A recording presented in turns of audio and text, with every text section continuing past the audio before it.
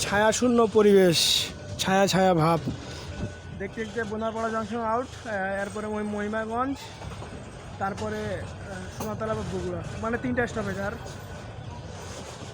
আচ্ছা, ভালো কথা, বোনারপাড়ায় ফের লোকোশেড দেওয়া রয়েছে এদিকে, ব্যানারে দেখাচ্ছে যে বোনারপাড়া লোকোশেড, ওই দেখাচ্ছি আমি আপনাদেরকে, দাঁড়ান।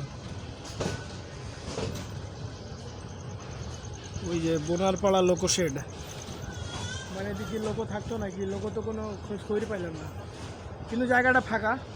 আর রাত্রিবেলায় জায়গাটা কিন্তু পিক সেই উঠে। একজনের পোস্টে দেখছিলাম, পোস্ট দিয়েছিল,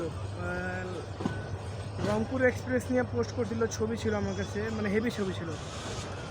আর বোনারপাড়ার পাশে কিন্তু রয়েছে রেলওয়ে ঈদগাহ মাঠ, ওই যে।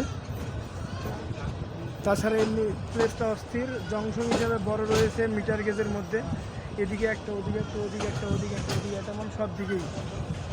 রেল লাইনগুলো যেভাবে কাছাকাছি রয়েছে, মনে হবে ধাক্কাটা খাইবো, খাইতেছি না, বাইচা গেছি। যাই এখন মেন হাইওয়ের দিকে উঠি, মানে আমাদের প্ল্যাটফর্ম।